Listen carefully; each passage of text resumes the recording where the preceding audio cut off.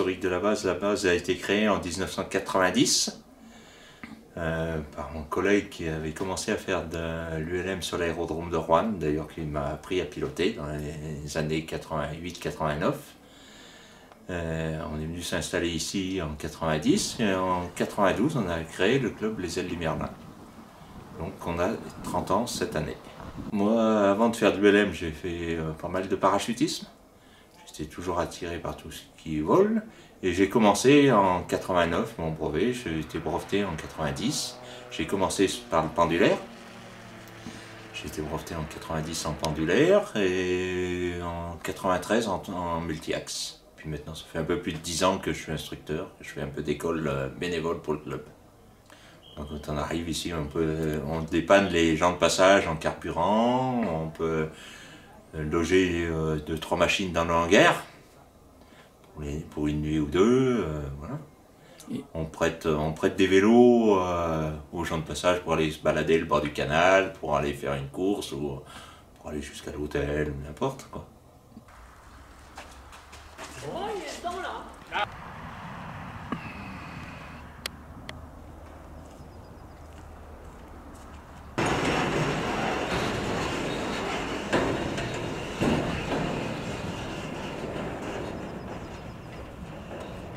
L'hébergement, bon, il y a différents hôtels à quelques kilomètres, donc soit on prend des vélos, soit on emmène les gens en voiture, soit on peut prêter une voiture. Et puis il va y avoir d'ici 2-3 mois des chambres à louer là, qui sont vraiment au bout de la piste, à 600 mètres d'ici,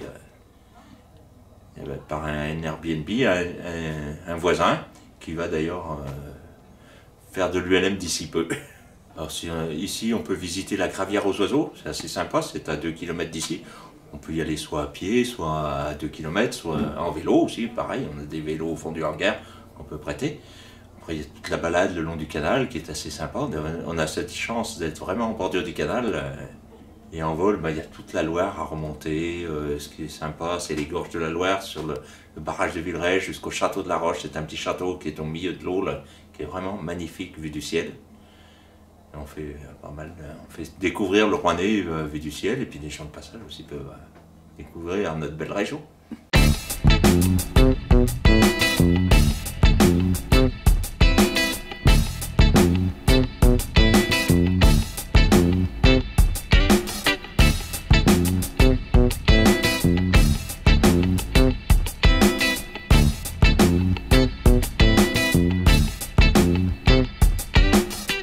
Le club, on est une trentaine d'adhérents. En ce moment, il y a 13 machines dans le hangar, donc 4 appareils club.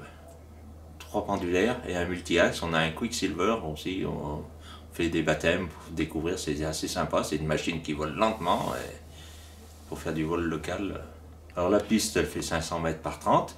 Bon, elle est un peu impressionnante avec les arbres, mais il y a largement la place de poser. C'est vrai que quelqu'un qui a l'habitude de poser sur une piste de 1000 mètres dégagée, ça fait un peu impressionnant, mais tous les ULM peuvent poser sur la piste de Mably sans aucun problème. Après, c'est fonction du pilote, quoi, mais même des 3 axes un peu rapides arrivent à poser, sans problème.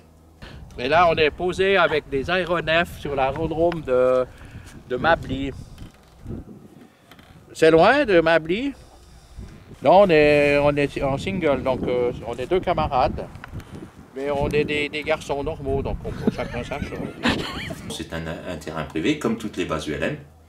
Toutes les bases ULM, après bon, les pilotes de passage peuvent passer un petit coup de fil avant, mais on accueille tous les ulmistes avec plaisir ici. Et ces courroies, tu comprends? Ça évite la tête trop forte. Ça prélance beaucoup plus calmement et ça évite que ça broute. Et puis en même temps, ça économise la courroie, c'est important.